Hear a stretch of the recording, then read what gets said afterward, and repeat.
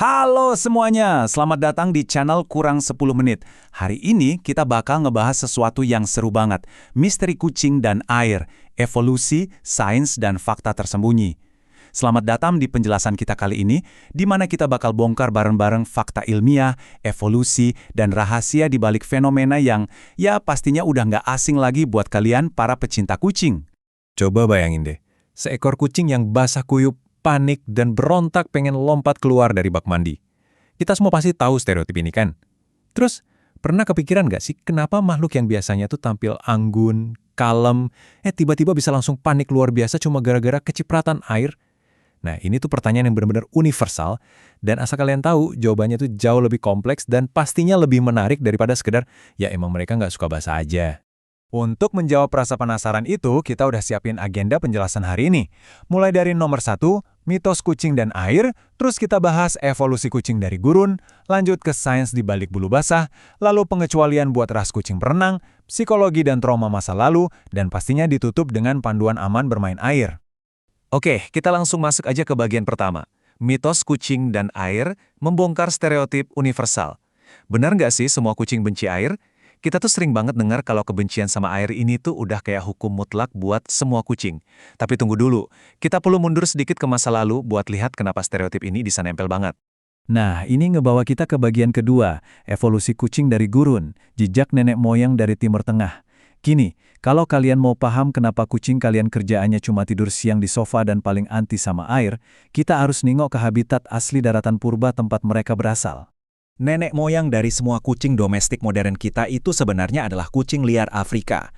Mereka ini berevolusi di tempat yang gerseng banget, tepatnya di wilayah bulan sabit subur di Timur Tengah dan Afrika Utara. Di lingkungan sekering itu, air itu ibarat harta karun yang super langka. Jadi air ya cuma dipakai buat minum alias bertahan hidup, bukan buat berenang-renang cantik. Sekarang bandingin deh sama kucing modern kita. Mereka yang mewarisi DNA pemburu gurun pasir, tiba-tiba hidup di rumah manusia yang penuh dengan bak mandi, kolam renang, dan wastafel, ya jelas aja mereka shock. Kalau kita tarik garis waktunya, perjalanan domestikasi ini tuh udah dimulai sekitar 10.000 tahun yang lalu. Terus, seiring berjalannya waktu, kucing mulai menyebar ke seluruh dunia, ngikutin manusia. Kayak 1000 tahun lalu pas bangsa Viking bawa kucing hutan Norwegia di kapal mereka. Atau di era tahun 60-an waktu ras benga mulai dibiarkan.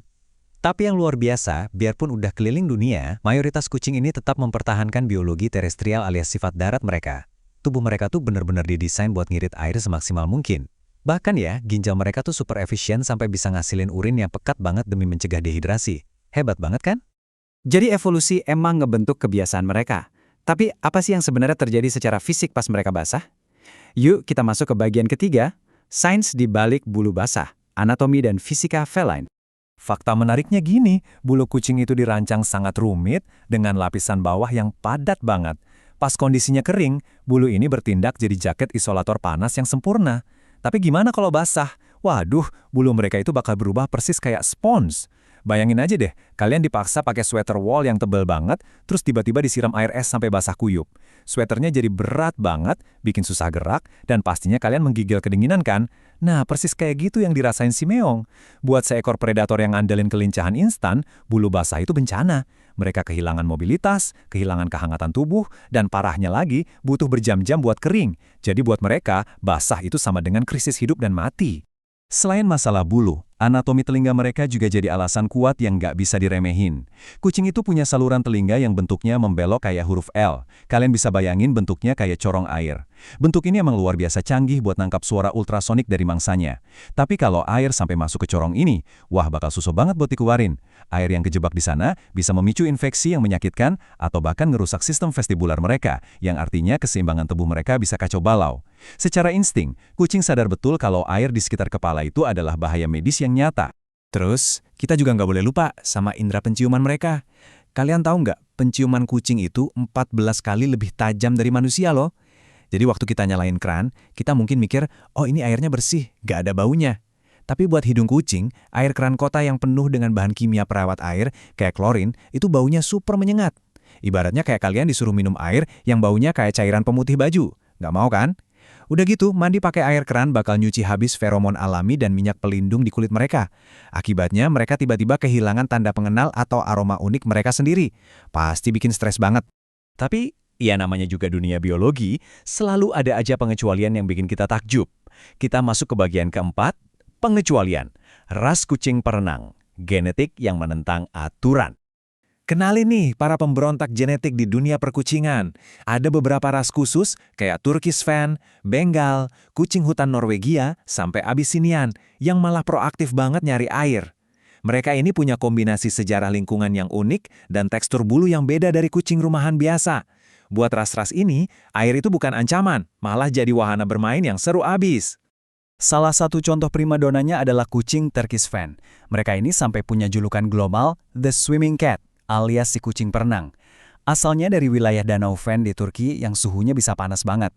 Makanya secara historis, mereka suka berenang buat mendinginkan tubuh dan sekalian nangkap ikan.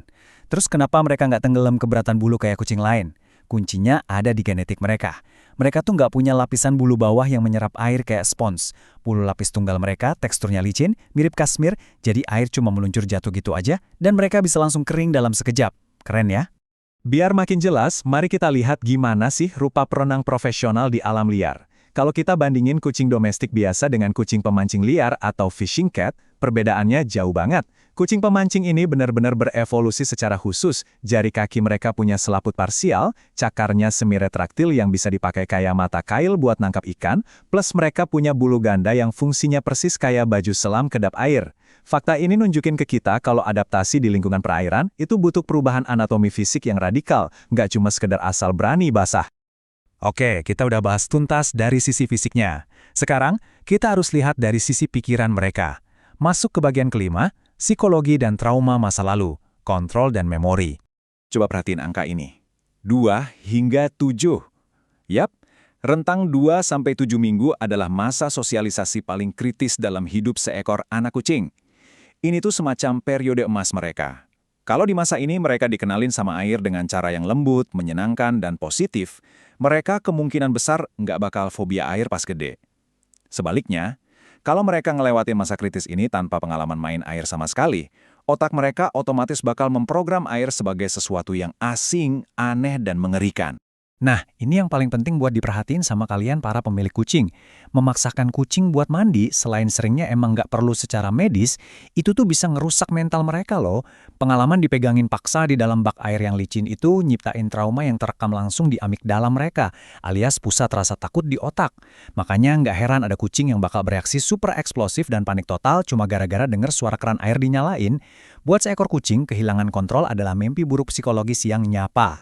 Jadi pertanyaannya sekarang gimana kalau kita tetap pengen ngenalin kucing peliharaan kita sama air, tapi dengan cara yang benar dan aman? Yuk kita pelajari bareng di bagian ke-6, panduan aman bermain air, sosialisasi bertahap. Rahasia utamanya sebenarnya cuma satu, kasih kucing kalian kendali penuh, jangan dipaksa. Langkah pertama, kalian bisa mulai pakai piring air yang dangkal, biar mereka bisa bereksperimen masukin cakar tanpa ada risiko terendam. Langkah kedua, coba biarin keran air menyala kecil aja. Percaya deh, pantulan cahaya dan suara percikannya itu bakal mancing rasa penasaran mereka. Langkah ketiga, tambahin mainan yang bisa mengapung biar airnya berubah jadi zona bermain yang asyik. Dan langkah keempat, pertimbangin buat pakai air mancur kucing atau water fountain. Buat insting liar mereka, air yang mengalir itu adalah sinyal alami kalau air tersebut bersih dan aman buat diminum.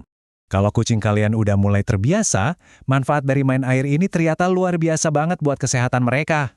Interaksi positif sama air itu bisa melatih kelincahan fisik, bantu jaga berat badan biar nggak obesitas, dan ngebangun kekuatan otot karena air ngasih resistensi alami.